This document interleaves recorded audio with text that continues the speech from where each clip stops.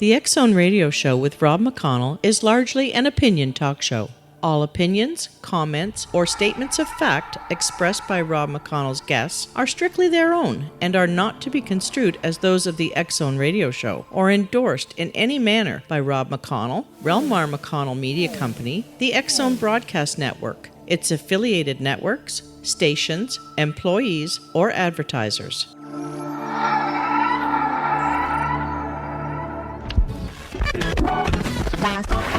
All Hit Radio.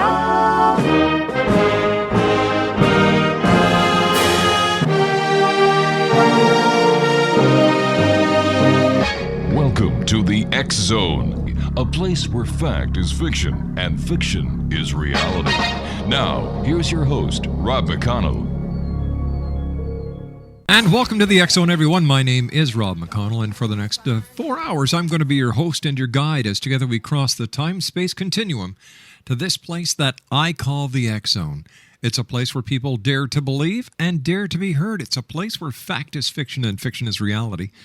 And the X-Zone comes to you Monday through Friday, right here on the Talkstar Radio Network, X-Zone Broadcast Network, UK High Definition Radio, Euro High Definition Radio, Star Cable, and X-Zone TV. If you'd like to give us a call, our toll-free number is 1-800-610-7035. Email xzone at xzoneradiotv.com. On MSN Messenger, xzoneradiotv at hotmail.com. And our website, www.xzoneradiotv.com. You know, with Halloween right around the corner, there is no way we could do the month of October without inviting my guest to this hour. He's the author of a brand new book entitled New England Ghosts. He's researched 135 stories from that area over the last 8 years, and we're going to be talking to David J. Pitkin this hour here in the X-Zone. And David, welcome back to the X-Zone. Great having you with us. Thank you, Rob. I always enjoy your program. Thank you, sir. David, this must be a very busy time of the year for you. Well, it is because... of course, a lot of folks enjoy having some storytelling, so that keeps me busy, and New England Ghost is my 8th book, so I'm very deeply involved in promoting that, and I also serve as a magnet for people who have had experiences that we think might be ghostly, and so we try to reason out just what happened and where and when and under what circumstances and what might be the activity that's taking place. Sometimes very very strange events have a very common ordinary explanation, but after you've eliminated those, then you have the big question mark, which your program calls X, I guess. That's right. Tell me, David, are you finding more and more people are coming out with stories about ghosts that they themselves have had? And is it that the people who have had the experiences are now feeling more comfortable by talking about them since there's so much about ghosts in the media? Yes, I think that's correct. I've heard a lot of people comment that they watch this or that program, and gee, this is just like my house, or this is similar to something I experienced when I was a youngster and I never told anyone about it. And of course, this is my main, I say one of my top 3 motives for collecting and writing stories, is to share with people how tremendously common these events are. There's so many people. I will have people encounter me, for example, this weekend. I'm going to be out at Letchworth State Park, south of Rochester, New York, doing a sales and signing out there, a big art and craft show. And people will come up to me, I can almost guarantee you, and they'll say, boy, I've got something weird. I bet you've never heard about it before. And they'll proceed to tell me about footsteps on the stairs, and no one's there. David, stand by, my friend. You and I have to take a commercial break. We'll be back in 2 minutes. X-Zone Nation, David J. Pitkin is our special guest. The name of his new book is New England Ghosts, his website, www.afterworld.info. My name is Rob McConnell. This is the X-Zone, a place where people dare to believe and dare to be heard. David Pitkin and I return on the other side of this 2-minute commercial break, here live from our studios in Hamilton, Ontario, Canada. Don't go away.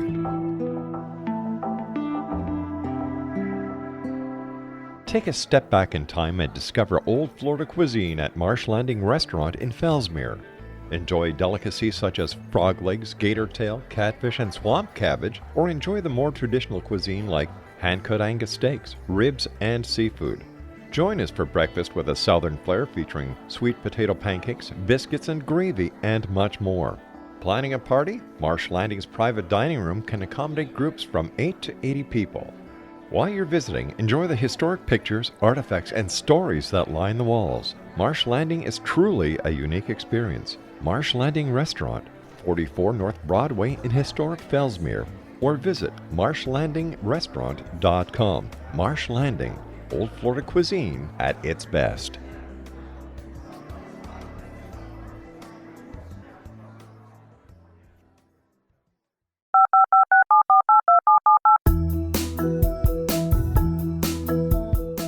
Did you know that when you're on the road with limited data or Wi-Fi, you can still listen to the X-Zone radio show with Rob McConnell, The Science of Magic with Gwilda Wiyaka, X-1, Dimension X, Space Patrol, and every minute of the X-Zone broadcast network by calling 213-401-0080, courtesy of Audio Now.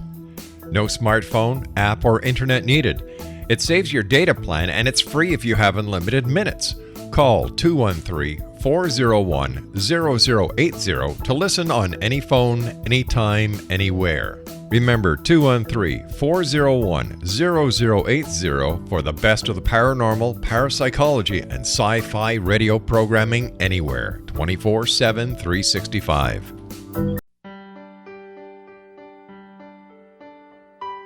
We all desire health, happiness, and fulfillment, but often get in our own way. Repeated patterns that leave us out of control can keep us feeling powerless, frustrated, and unable to move forward in spite of our best efforts. Unconscious patterning disconnects us from our gifts, often destroying the very thing we seek. But there is an answer. We can take charge of our destiny and heal the trauma of our history. Shamanism is an effective ancient modality that can reconnect us with our true selves, empower the creation of our dreams, and return us to health and balance.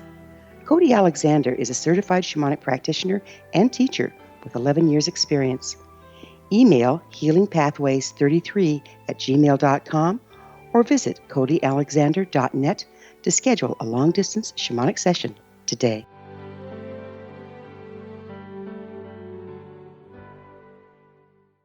Exonation, David J. Pitkin is our special guest this hour. David has a brand new book out. It's entitled New England Ghosts. And David, you were saying that you go out, you talk to people, you tell stories. It's a very haunting time of the year. Are you finding that there seems to be a common thread between the stories that you have heard over the years, the stories that you've researched over the years, and actual ghost sightings? Well, that's a profound question. Sightings, in my estimate, are not that common, although the media would have us believe that, yeah. I think. It's very hard to project a program where someone encounters a ghost and it's all internal. For example, a house I was living in maybe 10 years ago, I came home. It was a house that had been owned by a doctor for many years, and I came in at night. Everyone had gone to bed. I turned into the front hallway in the dark. There was no lights on. And I walked into something that vibrated me from head to toe, shook me just like I had grabbed onto an electric wire. Wow. And I thought, well, this could be the ghost that my new wife had told me about. So I took a step forward, and it all stopped. And I thought, well, if that's what it is, I should be able to take a step back and walk into it. And that's exactly what happened. And But I was very, very tired. It was after midnight. So I just said out loud, look, I'm tired. I'm going to bed. I don't know what you're going to do. And I went through and went to bed, and no one in the family ever experienced it, which is hard for many people. If it's a one-time experience of hearing, seeing, smelling, feeling touched, walking through something, having something walk through you, or even a dream. People who didn't share that experience with you many times are scoffers. They tend to disbelieve. Basically, they don't want to believe that there are things in this world that can only be sensed and maybe not seen. But there is a tremendous interest, as we just said, stirred up by the media, a lot of the programs now on television. And so people are interested, and yet when you watch some of the television programs, you become aware that, maybe the producers of this program just overdid it a little bit. You know, when you've got people running around a supposedly haunted building, and they're always tripping over something, they're always screaming, and did you hear this, did you see that, and so on. Many people want to know, is this stuff just entertainment, or is it real? Is this what it's like when you go into a haunted house? And so I have to tell people that just about anything that you're going to see on on television, is, number one, it's entertainment. Mm-hmm. And the people that produce these programs have some motivation other than the unvarnished truth. I've had a number of producers contact me over the summer when they heard my new book is coming out, and oh, gee, we want you to be on our program, and what kind of equipment do you have? Do you have a digital thermometer? Do you have a digital camera? Do you have a night vision scope? Do you have a EMF meter? I said, no, I don't have any of that. I'm an intuitive. And some of these producers know so much, they have to say, well, what's an intuitive? I said, well, I use my senses. I walk into a place. Number one, I want to know that something or someone is there. Mm-hmm. Number two, I want to know what's their issues that keeps them there, because they don't have to be there. Number three, who is it? Why are they there? And what can I help them do so they can get out of here? Because this is a level of existence that they've finished with, and yet they've not finished with it. So they need to move on.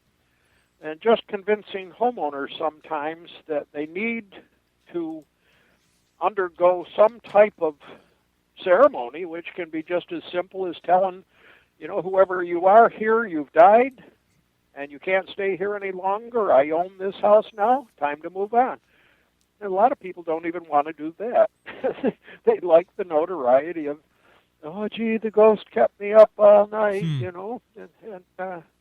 So I take the subject much more serious than trying to scare people. If you read the stories in my various books, I don't try to create fear. I try to create what I would call a head-scratching atmosphere, where people look at what happened, what various individuals, maybe including myself, experienced, and how do we reconcile it all into something that's meaningful, because you can do a lot of cheap thrill scaring of people. That doesn't accomplish anything. No. Gets your adrenaline pumping, but that's about it. So I tend to be, I'm a retired history teacher, and I want to do the historical research to find out who is it that used to wear the high-necked, maroon, almost certainly Victorian-style dress, who lived in this house and once in a while may be seen on the stairs or in the parlor.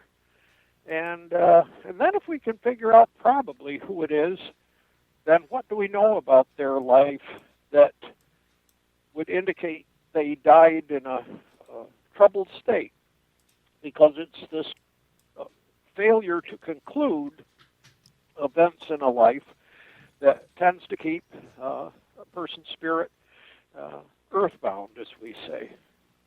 So I go at it quite seriously, but I don't think people need to be afraid of ghosts.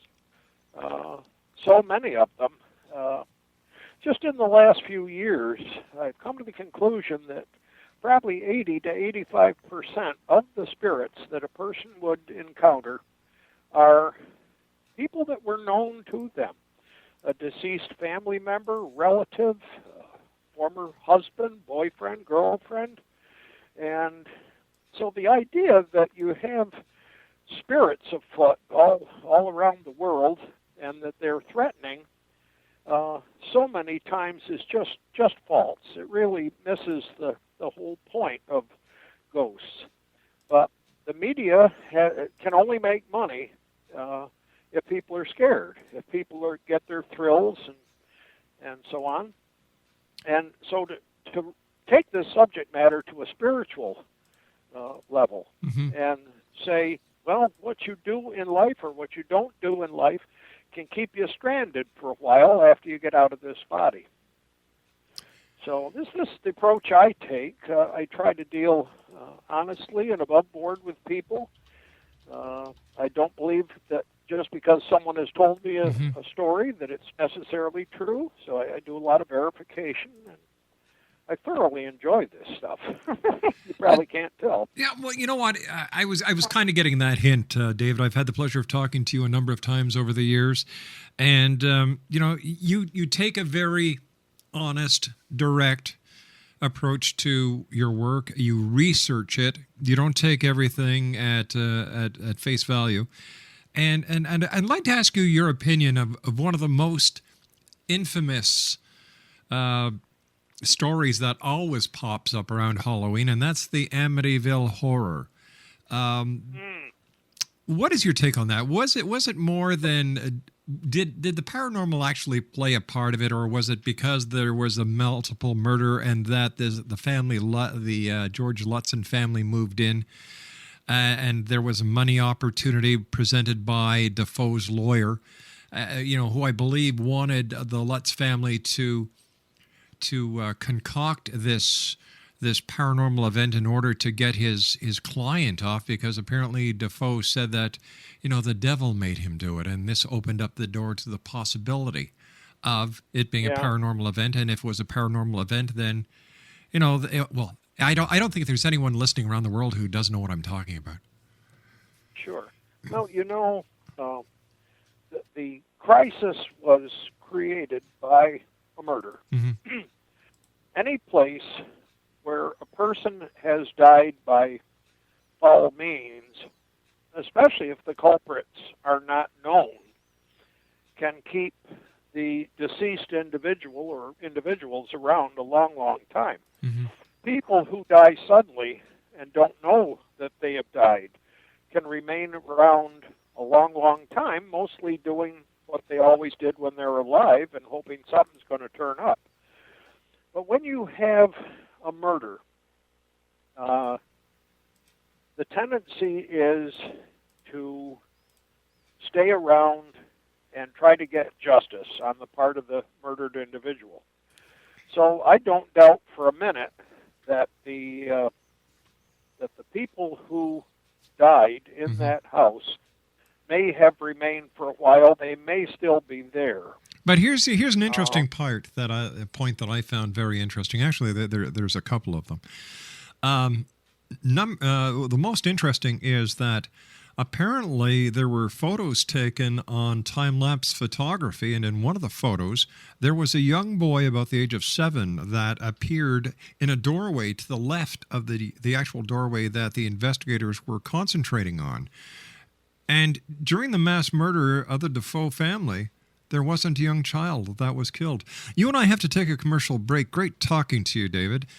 David J. Pitkin is my special guest at Exo Nation. He's the author of a brand new book entitled, you got your pencils and paper ready? Okay, there it is. New England Ghosts, and his website is www.afterworld.com. www.afterworld.info. That's www.afterworld.info. We'll be back on the other side of this commercial break with the news. My name is Rob McConnell. This is the X-Zone. Don't go away. This is the X-Zone Broadcast Network, broadcasting worldwide on broadcast affiliates and satellite program providers, including CNN Broadcast Network, Sirius Satellite Network, Star Media, Good News Radio Network, Angel Broadcast Network, Wiki Broadcast Network, and WPBN TV. For more information on the X-Zone Broadcast Network, visit us at www.xzbn.net.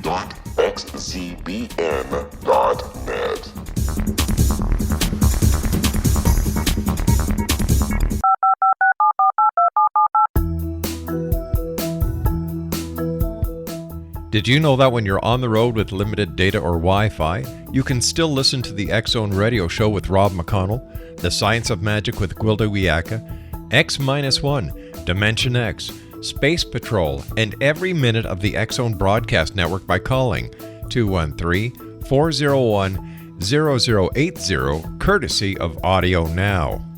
No smartphone, app, or internet needed. It saves your data plan, and it's free if you have unlimited minutes. Call 213-401-0080 to listen on any phone, anytime, anywhere. Remember 213-401-0080 for the best of the paranormal, parapsychology, and sci-fi radio programming anywhere, 24/7, 365.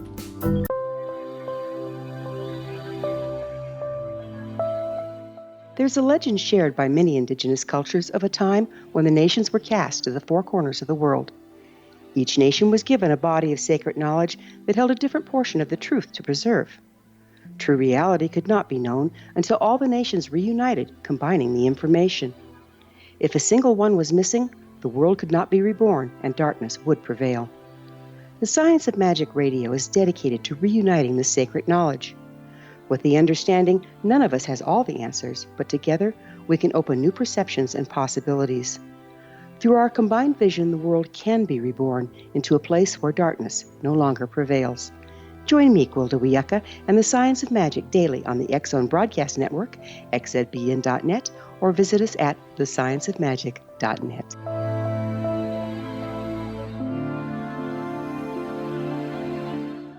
And welcome back to the X-Zone, everyone. My name is Rob McConnell. David J. Pitkin is my special guest this hour, and we're talking about David's new book, amongst other ghouly subjects. His new book is New England Ghosts. His website is www.afterworld.info. That's afterworld.info. And David, before we went to the break, we were chatting about the Amityville horror. And, I was saying that I believe there's more hype to it than anything else because, even when the screenwriter for the movie was asked about his beliefs, he says, "Hey, I'm in it to make money." And it's that plain and simple. Rob, I don't think anyone has ever made a movie to tell the pure, unvarnished truth of anything. Mm-hmm. I can't think of any. So that it has to be entertainment. And what entertains people is not pedestrian, everyday life that most people live. There's got to be something in there to shoot the adrenaline up. So you're going to have special effects. Many times because the effects of a spirit are purely internal, that take place in the inner hearing, the inner seeing of a person. And how on earth is a Hollywood producer going to show you an idea lodging in someone's mind or a mental image lodging? So, I don't have much respect for Hollywood other than to take us away from some of the present reality in our lives. I don't think you're ever going to learn anything you didn't know in a movie. So when you're dealing with issues of life and death, people live and people die, that's the certainty. Right. Then you want as much truth as possible with that, I think. I spent this past week talking with a woman, a good friend of mine, who lost her husband just a year ago. And what has happened or not happened since Joe died. And these are the things that I think people are interested in once you get past the cheap thrill. So now I know Ed and Lorraine Warren. Of course, Ed has died. One of the first haunted houses that I ever examined, both Ed and Lorraine were with us back in 1976 in Saratoga Springs, New York. And Ed has since died. But I was talking with Lorraine about a house in Connecticut that appears in my new book, and it's in Stratford, Connecticut. And so Lorraine, we just touched briefly on Amityville, and she says, "Yeah, this is real. There's energy there. There's spirits there, and so on." But even Lorraine will tell you that that Hollywood juiced up the story. That not everything that appeared in the story is truthful. It's a lot of conjecture, as you say, a lot of playing around with the evidence photos and so on. Lorraine is a darling. I can't wait for her new biography to come out. She's working on it now. But one of the things you mentioned about seeing this little boy in the house, and there's no history at that house for a little boy. That's right. Well, I don't know anyone who claims to explain the spirit world fully. I think we all get some glimpse of it and how things work. But you can have spirits in a building that never lived there, never were involved with the building. Spirits can come in on antiques, for example. So that you go to an antique shop and buy, for example, an old grandfather clock, such as one of my stories. You bring the clock home and find out that as soon as the clock was brought into the house, all the cupboard doors start opening and closing. There's all kinds of noises and banging and animal sounds. And you remove the clock, everything goes back to absolute normal. So there's some kind of energy on old vases and so on, clocks and teacups and so on. That's one way of bringing them in. I think there's others that there are some sites where it is easy for traveling spirits who aren't in any hurry to resolve their dilemma can come in and lodge. I have a kind of a humorous story from Penn Yan, New York, and the Finger Lakes. A friend of mine named Pat has just a single cat. Now, she's getting on in years and has to worry about falling down. She walks with a cane. But she said every morning when she opens the door, and this is a house that's only 5 years old, which was not built on an Indian burial ground. They checked that out. But when she opens the bedroom door in the morning, there are 7 cats milling around doing the breakfast dance. And she has to push her cane through all the cats until she finds one that the cane won't go through. And that's her cat. And so then she can walk on the other cats and not worry about falling. Well, they've done all kinds of research, and there's just no way they can find anyone who knows how 6 ghost cats showed up in her brand new house. And so you can have kind of a spirit contamination, if you will, of spirits that just don't originate in the area. All right, no, I don't know. I don't know this lady, David, but has anyone else seen these cats, these phantom cats, or is she the only person who has ever seen them?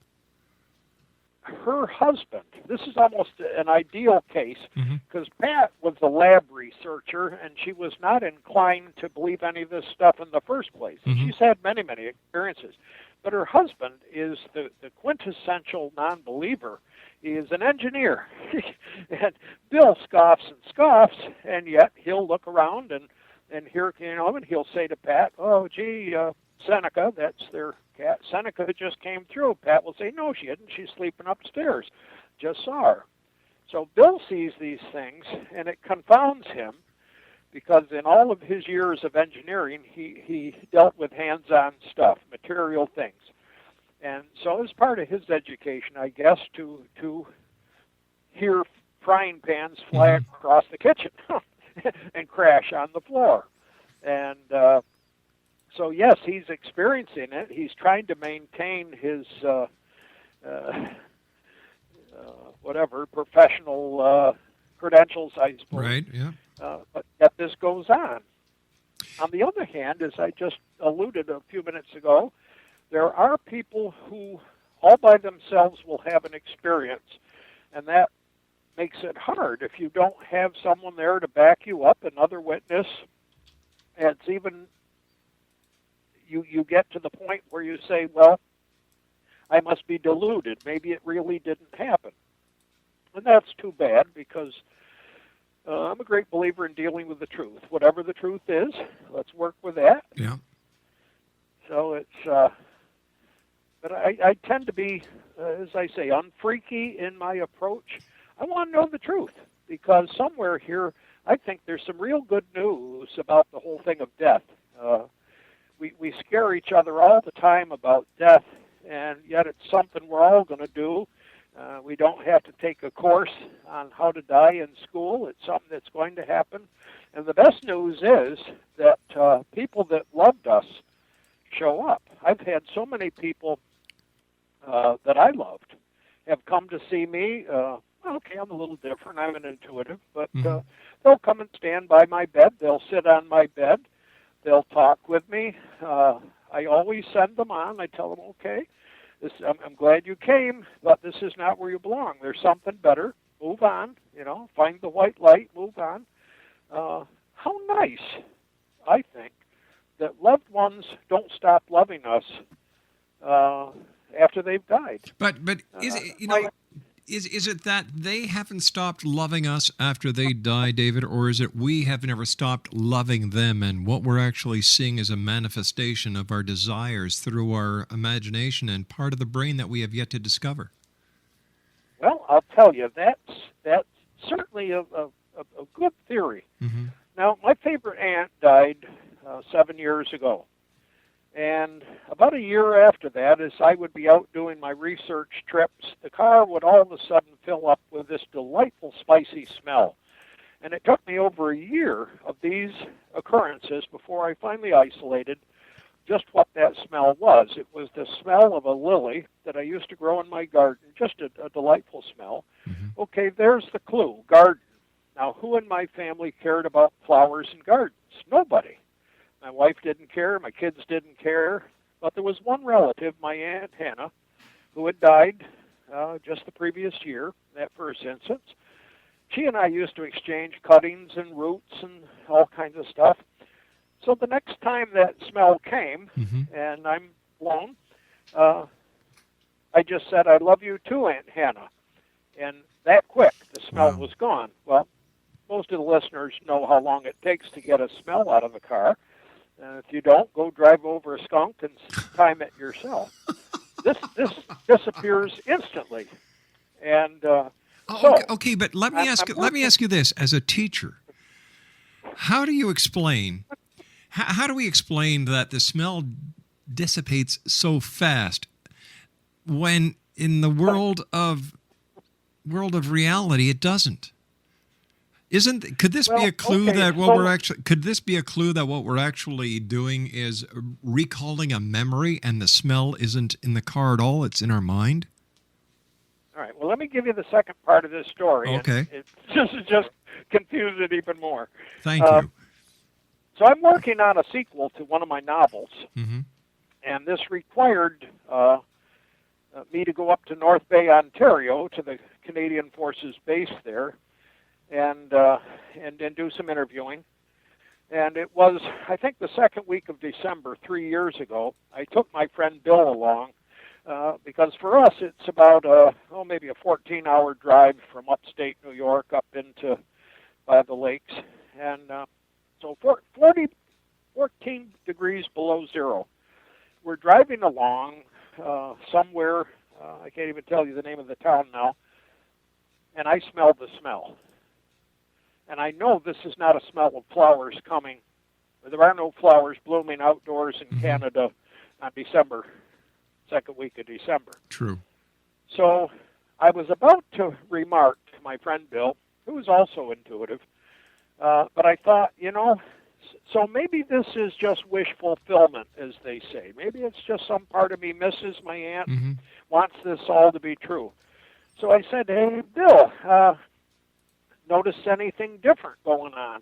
He said, yeah, the car just filled up with all this flower smell. He said, I've been looking outdoors there. There's no flowers out there. It's all white.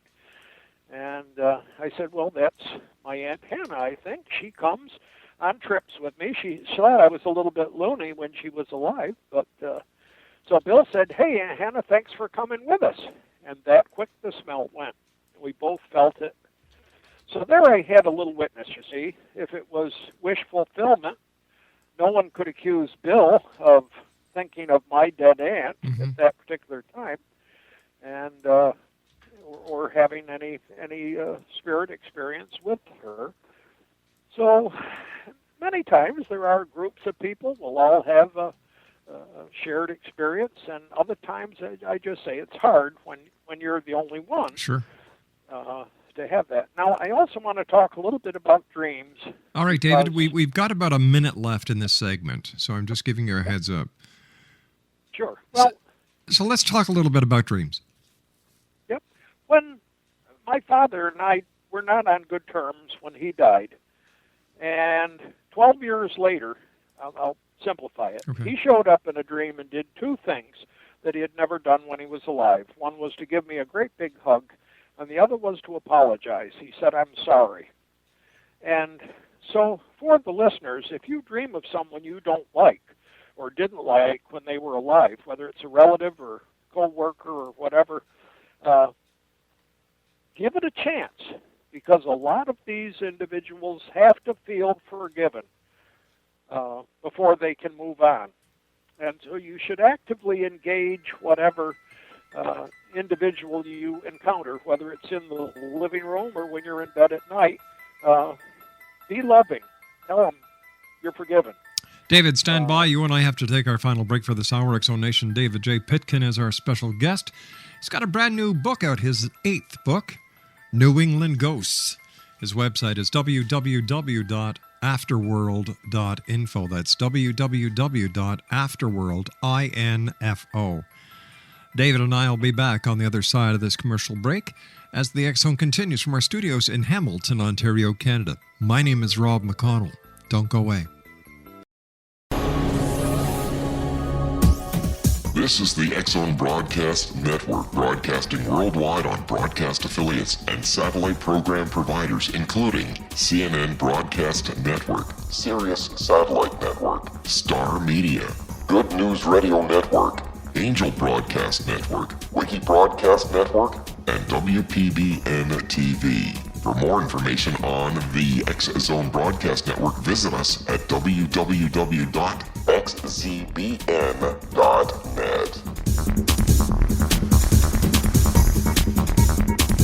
19 Sergeant Central. 19 Sergeant check. Officers on the scene. Hi, I'm Larry Lawson, host of Paranormal Stakeout.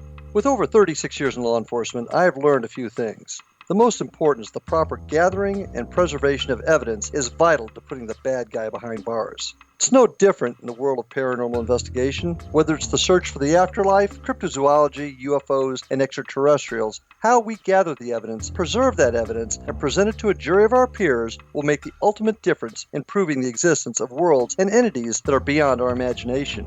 Join me, Larry Lawson, every week on Paranormal Stakeout when, along with my guests, we'll take a journey to prove with indisputable evidence what man has struggled to believe for centuries. Go to xzbn.net for the broadcast schedule and check me out at paranormalstakeout.com.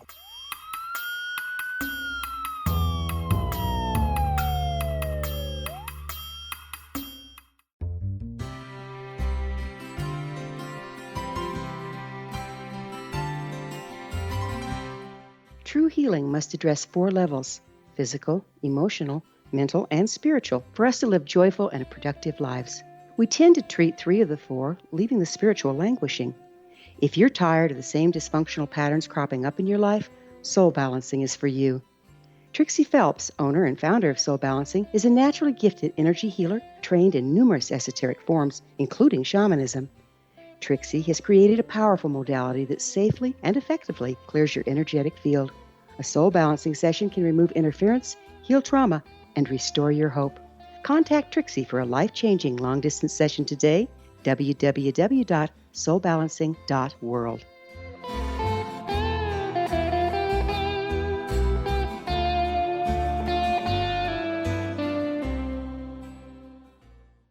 Explanation, David J. Pitkin is our special guest. His brand new book, New England Ghosts, is available now. If you'd like to get more information on David, his website is www.afterworld.info. First of all, David, great having you with us. Congratulations on another successful book. I always look forward to having you on the show. But here's something I'd like to ask you. Are Ouija boards really a porthole into another dimension? Can it bring over the unwanted?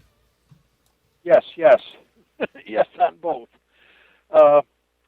See, most people don't have much clue as to what they are as a total being. Mm-hmm.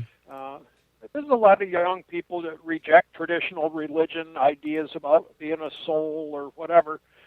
But look at it this way. When someone dies, you can put an EKG or an AEG on the corpse, and there is no energy. The energy that was in that person is gone. Well, where does it go to? Because in science class, we all learned that energy is a form of matter. Matter cannot be created or destroyed. It can change its form, but it still exists. So where does the life energy of a person go? And do the personality and the memories of that deceased person go with the energy? I'm quite sure. I'm 99% sure that's how it works. Well, so what's to become of us when we don't have a body anymore? There is a kind of life that goes on. And many of the young who are looking for excitement, they're looking to touch some mystery, something beyond everyday, boring existence. And lo and behold, someone's got a Ouija board or spirit board, or there's a lot of different gadgets. And so people just sit down and, try to imagine, Rob, going home tonight and taking your front door off the hinges and just say, hey, whoever's out there, come on in. That's insane. You wouldn't do that. No, I wouldn't. No. And I'll tell you, there's beings in the spirit world. They were SOBs when they were alive. They're still SOBs. Just dying didn't change them. And if they were into violence, if they were into manipulating people, if they were into bullying, that's what they still are. And so when you open up yourself without any preparation, without any prayer, or without asking for protection, you just never know what you're going to get over a Ouija board. And not only can this energy come in, but especially if you go out on ghost hunts and you're drunk or you're high on drugs, so you don't have to be afraid. You're just going to ask yourself, you're just going to be asking for trouble. David, I hate to do this, but we've run out of time for tonight. I look forward to having you back on the show in the near future. Until then, my friend, take care of yourself and congratulations on a great book. Thanks, Exonation, Rob. David J. Pitkin has been my guest. www.afterworld.info. I'll be back after the news at the top of the hour. Don't go away.